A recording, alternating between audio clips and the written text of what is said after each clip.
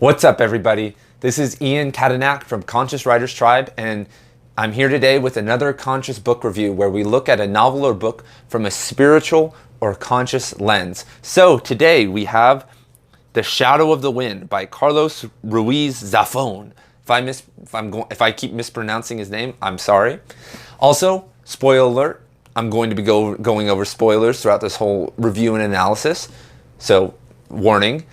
So the 5 points I'd like to talk about during this are the historical context of the novel. What is this novel about? Where is it? What's happening around that time? I'm going to do some character analysis. We're going to look at how these characters fit into this coming of age or Bill's Doug Ramone novel.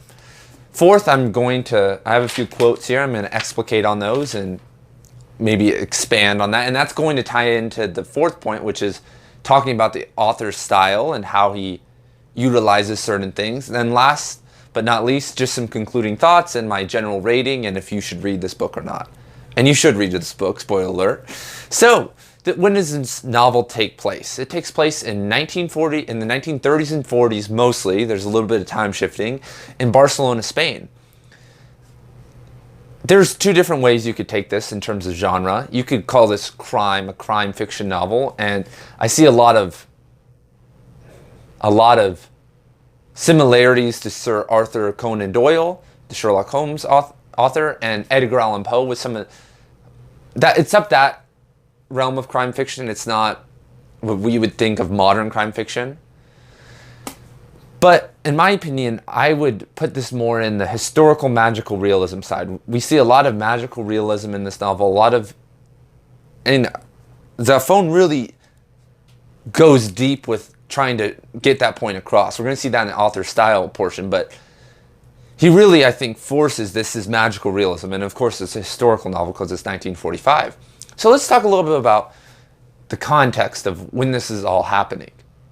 So, 30s and 40s Europe, of course, World War II is happening, but Spain really wasn't involved with anything. They were a neutral country, who's helping out the Axis powers.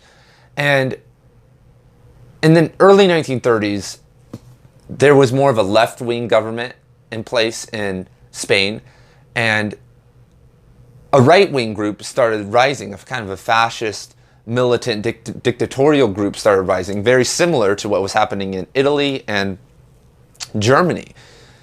And they started gathering troops, and they were supported by Mussolini and Hitler, and they overthrew the government, and they were called their leader's last name was Franco. I should remember his first name, very important historical figure. But they were basically called the Age of Franco, Francoism. And that's what's happening in this novel. There's a lot of allusions to what's happening in the Franco regime. And we see that mostly with Fumero and Fermin. I mean, I'm trying to get it right in Spanish. So Fumero and Fermin are the two polarities of what's happening in this regime. We have the inspector, who's basically a shill for the state. He's helping push the state's agenda. And he represents state terror, the terror of the state, what the brutalities of what's happening in this regiment. And Fermin represents the trauma, an individual encapsulated in the trauma of a dictatorial state. And we see this trauma a lot, like his hands getting sweaty, him acting a little bit shaky and shady and weird when he hears the inspector's name, or he's under suspicion, or when the watchmaker gets interrogated for doing some homosexual activity, or doing some dragging, I think. And we most see this during the PTSD scene where he's at the apartment and he's naked and crying, and there's this whole scene, and he thinks he's back in torture. So what is how did we get to this point, though? Fermin worked for the past government, and he was at one point tortured by the inspector, tortured a lot, and he actually gave up the names. He actually gave in to the torture and gave up names of other people who were involved with whatever he was doing. And when he gets out, his whole life has been repossessed, which happens in these types of extreme left-wing or right-wing governments. He gets out, no family, no anything, everything, and he's basically he's put on the streets. And you see a lot of this in this book, Night Watchman, and maybe not as much. If you look a level or two deeper than just what's happening in the novel, you see this Franco regime. So this novel is in a sense, and this is maybe something not very mentioned, and what's interesting about all this is that they only found one or two academic journal, actually only found one academic journal entry on this novel, and it really wasn't anything relevant to the interiority or intertextual stuff. It was more talking about the Francoism of the novel. I saw a lot of things, but they were all in Espanol, so I obviously didn't read them, and I have some limited knowledge of Spanish, but not enough to be reading academic journals. So, but one thing I came across in this novel is that it's a critique of the right wing. Because one aspect of Francoism is that they were saying that the communists or socialists or people on the left wing are not very smart, that they're trying to enter this group collective consciousness, and they're vile people. These are quotes from, I did some research into the Francoism. They really thought that left-wingers were kind of dumb, and that they had, this Catholic backing, and they had these universal principles and laws, and that they had a superior intellect. But as we see, Fumero isn't smart. He's in this whole red regime, and all his men are shills, and they're not very smart. But then we see Furman, who's apparently the enemy, and he's this grandiose intellect. He's the smartest guy in the whole book. And that's basically saying, I think it's a critique of the right wing and saying that these people aren't really that smart. And, I think a lot of academics right now say that about right-wingers too. Like they say, oh, look at all these Donald Trump redneck people. They're not very smart. But there's generalizations. Those are very big generalizations. And usually the dictatorial powers are very extreme power. People in power aren't ever very smart. That's why they get in there, because they just push their way in there. On the intellectual side, both people on the left wing and right wing are actually very smart and have a lot of good ideas. And that's why we function as a society, because both sides actually have ideas that work, but they just need to be used at different times for us to continue to evolve. So talking about polarities, we have that polarity, but this gets into the angel and demons theme throughout this novel. There's an angel and demon thing that actually kind of ties into it. And it's kind of funny because you think about it, Spain has a lot, it's Spain, the Inquisition, and oh, what a nightmare, right? But it's into this Catholicism and Christianity aspect, which is, very big at this time. So we have the angels and the demons. But who are the angels and the demons? One of the main angel and demon transformations we see is through Julian, the novel, the author of The Shadow of the Wind, not this author, but of the book. And we see him loving Penelope, so much love, so much even love for his friends, like Miguel. We have, a very nice guy. Love for his books, love of writing. But then we see this terrible transformation happen where he becomes just totally a lot of hate. He becomes a devil. He literally burns himself. He becomes the devil, right? On the opposite side of this, we see Furman experience a death in the street. He's experienced a death of himself, a death of his old self, and he is now, but then he rises from the ashes. You could call him a devil, a devilish man on the streets, but now he rises through the ashes through the same thing as Julian found love through, which is books, which is a big part of this novel, the Forgotten Cemetery, and a lot of emphasis on books, which we'll see more in the quotes. So that's interesting. And we see throughout the novel this polarity played out through the men and the women. Mostly the women are portrayed as these angelic beings. And unfortunately, when we get into character analysis, we'll see that they aren't very deep, and they're just basically these angelic figures that help lift up or are arm candy for these just screwed up guys who don't know what the heck is going on. So there's some historical context. So now let's get into the characters. This is where a lot of the novel's problems stem from. So let's just kind of start from the start. What's the point of Clara, right? Okay, is it to further Daniel's, is it to further Daniel for a future triumph? Is that what's happening here? Like, when you think about it, she doesn't really appear later in the scene other than later in the novel, other than to create some awkward little tension, like, oh, hey, Daniel, I'm sorry. I'm with you in the shower and you're naked, but I'm blind, right? Like, is that it? Is that? But we see this deep character. She's very well read. She's blind. She has a different view on reality, but we don't get very much depth with her. But it's there. So there's the Clara incident, or the Clara problem. And this starts to move into all the female characters. Like, they all seem pretty deep, and they all show kind of deep emotions, but do they really have deep plot lines or deep characterizations or an evolution? So we have Penelope, who is a reader, once again, very smart, has access to this beautiful library, but she dies in this bloody scene, which was great. I mean, the bloody scene, the stillborn baby, her dying, and the blood in the room, like, that was very well done and a very tragic end to her life. But we don't really see anything other than she really likes Daniel, or really likes Julian, and then she dies. Like, that was it. Look at Clara. We talked about Clara. Look at, was it Bea?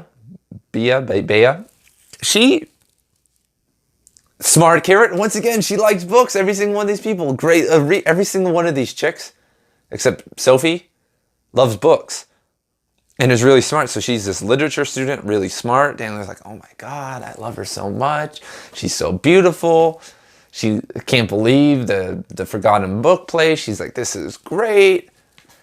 But what does she do, really? I mean, she's there as moral support, but when she gets carted off, we don't really see her do very much throughout the whole novel. She's not very, other than just be like I said, an upliftment for Daniel.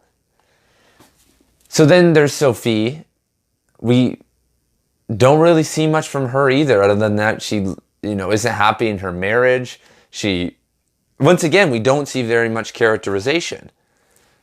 With Nuria, Nuria is the most complex character, female character in this book, and we see her whole evolution from being the daughter of the watchman for the cemetery. I mean, once again, she is very well read. She falls in love with Julian. Her and Julian have this thing because she's his publisher.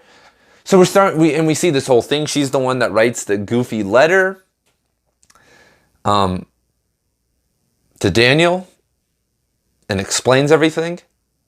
And she has the whole affair with Miguel, and then she takes care of Julian after his burning. So that there's a lot of depth with her. We get to see her maybe evolve a little bit, and how much she loves and how much she shows her love, and the trials and tribulations of her. So I think that was a hit by him.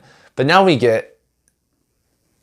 get to Daniel real fast. He's our main character, but do we really see that big of a progression? Like, okay, I guess he isn't a coward anymore. We see this little tiny scene at the end where he attacks the inspector and saves a life, but is that really that big of a triumph? And I think this has to stay in the coming of age category rather than a Bill Doug's Ramon, because a Bill Doug's Ramon, and you could say that in a million different ways, but the German coming of age story, it doesn't necessarily fall into that, because one of the main tenets of a Bill Doug's Ramon is that it shows deep character growth. And I didn't see very much deep character growth coming from Daniel, right? Like,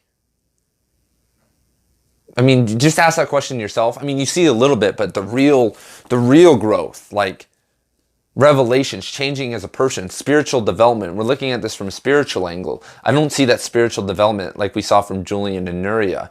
Because if we look at Julian, he actually has a spiritual side to him, and he spiritually develops, and then at the end he reconciles himself and atones, I won't say for his sins, but atones for all the burning of the books. And this brings us to the letter. And there's a lot of problems. I mean, there's not that many problems, but this is a huge problem. That one, it's pretty obvious that Julian is the guy burning the books. So that was pretty obvious. I mean, it's pretty obvious if you're into crime stuff. But then it's like, wait, everything, this whole plot is explained in this letter. What? We had to get it through a letter. We couldn't get it through bits and pieces and put it together ourselves. Basically, it's just puking plot, which is in our face. Like, oh my gosh, and now I understand everything. And I think that was very amateurish, and not as a fellow writer, that could have been executed better. But I see that maybe when he's on a deadline, it's the start of his career. You kind of get to the end, you're like, wait, how do I get all this out? We need to get all this out. I have all this cool stuff going on, but screw it, we'll do a letter. And now let's talk about some quotes. And he actually makes fun of himself with one of the quotes. A story is a letter that the author writes to himself to tell himself things that he would be able to discover otherwise. So he's writing a letter to himself that he's saying, I couldn't discover any of this stuff really by myself, so I'm just going to do this through a letter. Which, I mean, that's nice he at least told us. That's pretty cool that there was a bit of metafiction going on right with that. So let's read a few of these other quotes. Quote, I felt myself surrounded by millions of abandoned pages, by worlds and souls without an owner, sinking in an ocean of darkness, while the world that throbbed outside the library seemed to be losing its memory. And that's pretty cool. I mean, there's a lot of emphasis on how books help us and how the importance of books. And that's why I really love this novel, even with some of its problems of characterization and the letter thing. Okay, let's keep moving on. Because there's a critique of television next. Television is the Antichrist. Our world will not die as a result of the bomb. It will die of laughter, of banality, of making a joke of everything. We see this critique of television gets brought up. And that's interesting because that's the opposite of books. The cinema is going to take over, and it did take over. And now, this book being written in 2000, he knows that. Now he can kind of make fun, and he can overemphasize those points and make the characters seem... Furman, who says that, makes him seem smarter than he is because he's really smart. Like, wow, this guy knows what's going to happen. Quote, the art of reading is slowly dying, that it's an intimate ritual, that a book is a mirror that offers us only what we carry inside of us, that when we read, we do it with all our heart and mind, and great readers are becoming more scarce by the day. And that's why I think a lot of us like this book, because it speaks on things like that. It brings us back to books and literature, and a lot of the characters, like I said, look at all the female characters, look at his dad, and Furman, they're all very well read, and we like people that are well read because we're most likely well read, and we see that Lacan mirror image stage going between us, and we're like, wow, and it's working on our brain. I think that was very smart of him, and to do that and employ that tool. So let's get into some of the style. So, like I said before, there's a lot of forcing of magical realism, which I think really works. But one of the downfalls is that there are a lot of adjectives in here. There are a lot of adjectives and not so many adverbs, but maybe a little bit more than I prefer in terms of, I would look at a sentence and be like, okay, you could have done this better. And that's just being honest. But everyone, as a writer, there's always sentences you can do better. But there was a lot of overexertion of style, I feel. But that could be the translation. There could be a lot of different things. That's kind of more the European style anyway. It's just kind of like, this. But sometimes the flowery metaphors upon metaphors is too much. But I am writing historical magical realism novel right now. That's how I came to this novel. And people are going to say that about me. There's going to be reviewers on YouTube that are like, damn, what the hell was Ian talking about? What was that, man? That was way too much. Because I have some scenes I'm just like, and that's the thing you say as a writer, like, some people are going to say that, but screw it. I really like this. I'm holding on to this, and I'm going forward with this. So I think that's where he got in here, and I think that's where he got himself into a mess with some of that plot point, too, is like, he's like, I'm going to keep going. And then he got to the end, and he was like, crap, I don't think I can fit this anywhere else, so we're just going to do this. We're just going to throw this all in at once. So, some concluding thoughts. Should you read this book? Of course. This is a really good book. I would give it a 4 out of 5. Maybe a 5 out of 5. I'll just stick with 4, though. If you're a reader of and you need to read this. The language is very good. The setting, the magical realism, the spiritual aspects, the conscious aspects of it, which we didn't really get into, but it's about connecting and feeling and loving, and the power of love and the power of forgiveness with Julian and getting over it and transcending. We see the transcendence of Julian. I think that's really important for readers now that we don't have novels that take that magical leap of faith without delving into fantasy. This is very grounded historical magical realism, and it's not like Ben Okri's just absurdly magical realism. This stays grounded in magical realism. So, everyone check out this novel. Let me know what you think in the comments. Let me know if I missed anything, what you thought about this book, how I did on this review. Check out the website, Conscious Writers Tribe. There's a lot of information on there, a lot of articles, a lot of other videos on this YouTube channel that break down a lot of other books and do deeper analyses of them in separate videos. So, I'll see you guys later on the next Conscious Book Review. Peace.